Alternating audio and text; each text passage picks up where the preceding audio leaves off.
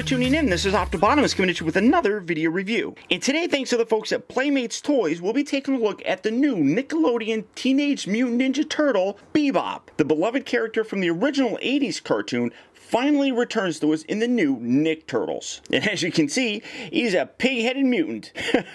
Really nice package, very similar to what we've gotten before. When you come down here to the bottom though, you can see that he also has a wall rolling feature, which I'm really curious to see what that's all about. Come around here to the back of the package, you got all the figures that are currently available, as well as some looks at new ones, including obviously Bebop and Rocksteady, Baxter Stockman as a fly, the Mikey Terflytle figure, as well as the serpent version of Karai. And then for the bio, it says Master Thief Anton Zek is mutated by Shredder into a wily warthog for trying to steal his legendary helmet. Given the option to either serve Shredder or be destroyed, Bebop, as he becomes known, swears allegiance to Shredder and teams up with his partner in crime, Rocksteady, to find Karai and hunt down the Turtles. The Ninja Turtles better beware of this pig-headed mutant. He has the ability to turn invisible, is equipped with X-ray glasses, and has unlimited gadgets that make him more than a formidable foe that wants to take down the Turtles. As you can see, his clan, or his team I should say, is the Foot Clan, and his weapons include the Flash Bomb and Sticky Bomb. Really very, very fun. I know that Bebop and Rocksteady are high on a lot of people's list to get them back in the new Nick Turtle cartoon, and I cannot wait to see him. But for the toy, this is what you have, so without further ado, let's get him open and see how cool he actually is. Alright guys, so here we have Bebop opened up and out of his packaging. And I gotta say, I'm really very impressed with how this figure turned out. There is so much character in the sculpt of this that just really makes the toy fun. The detail though really is very nice. You can see a lot of the classic elements still represented here in the new 2012 Ninja Turtle series version. He's got the mohawk, he's obviously a warthog, he's got the glasses thing going still. I mean, all those elements in the character come through and really, I feel, nicely homage that original character. In terms of the face sculpt, you can see some great detail with all these bumps and wrinkles. It's just really very nicely done.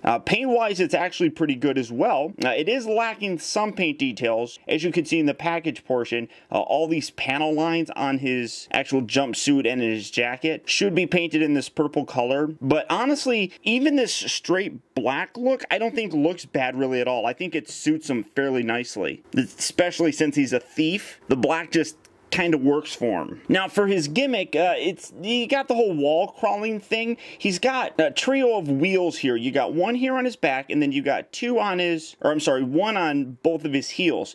I have no idea really what it's about. I mean, they just show you putting up against a wall and just sliding it up the wall. It might be something that's featured in the cartoon that is incorporated here with the toy. I couldn't tell you because we haven't seen him in the cartoon yet. But honestly, it's a gimmick that I don't really feel takes away from the figure itself. I mean, heck, if you didn't even notice that the wheels were here, you probably wouldn't notice them just in general. I mean, they're fairly well hidden, and then the back just kind of looks like a backpack on him. So it works. He does come with a couple accessories. He's got two different kind of bombs. You got this little round egg shape kind of bomb. Zoom in here so you can kind of see what I'm talking about, I guess. It's just a little round egg-shaped bomb. And then this one looks like a little flat bomb, but it's also got a little Z on there. I don't know how, oh, there you go. You can see the little Z on there. So nice detail put in there. Problem is his hands are really tight, as you can see. So the only one that he can hold really well would probably be the flatter one. You just wedge that in between his fingers.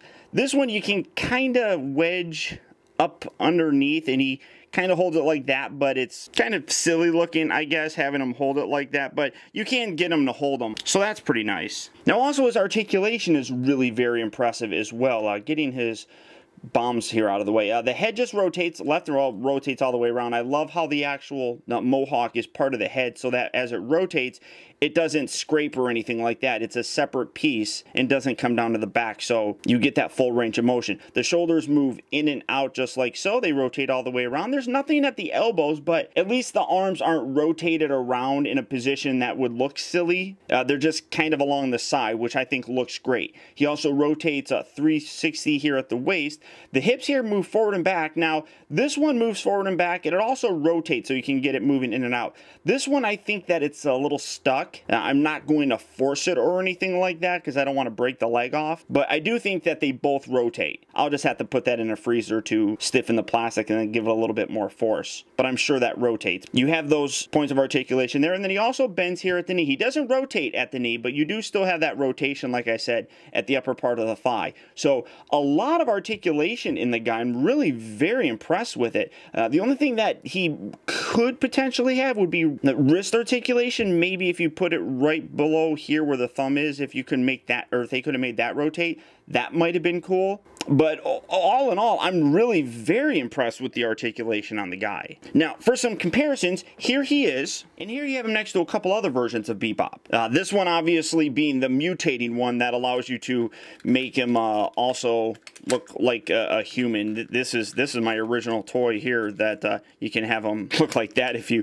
really wanted to, but I like leaving it like that. And then obviously here's a classic one. One thing that does kind of depart from the previous incarnations of him is he doesn't have the little nose ring that you see all the other ones having. That doesn't bother me all that much. It might bother some hardcore fans, but I don't think it's that bad. And for some more modern figures, here you have him next to the 2.0 version of Shredder, as well as the Battle Shell version of Donatello. And size-wise, again, we haven't seen him yet in the cartoon, so I have no idea how big he ends up getting. But toy-wise, I don't think this looks too bad. I mean, Donnie here is the tallest of the Ninja Turtles, and I think that this scales pretty nicely, again, in terms of toy form. And then obviously Shredder being a big bad guy like that, I think that works pretty good. And then in a display, I think he's going to fit very nicely. All in all, I really feel that Playmates did a terrific job with this figure. The only thing, like I said, that's a little bit lacking would probably be the paint, but I really feel that just the black suit works very nicely for him. I do kind of wish that he had the wrist swivels. I guess if I was doing them, I would see if it would be possible to put those in, but all of those are, in my opinion, just minor gripes. The figure turned out really very good, and I think that old school fans of Bebop and Rocksteady will really like this. And as I said, I cannot wait to see these guys in the new cartoon itself. Now, Bebop and Rocksteady will be showing up in retail very soon, but for 2014, they will be Walmart exclusives. So the only place to get them here in the United States will be Walmart. In 2015, however, they will be at all retail stores. But as I said, they'll be hitting retail fairly soon. So if you're a fan, get out there and get these guys. But beyond that, that's about it, guys. So once again, I want to thank you for tuning in. This has been OPTIBOTIMUS. Don't forget that you can keep in touch with me by liking my Facebook page at facebook.com/TeamBotimus and by following me over on Twitter at twitter.com/OPTIBOTIMUS. Also, I'd encourage you to check out my new website at OPTIBOTIMUSreviews.com, where you can see all my videos from the previous week, see what I have coming up for future release, and also get your very own OPTIBOTIMUS t-shirt.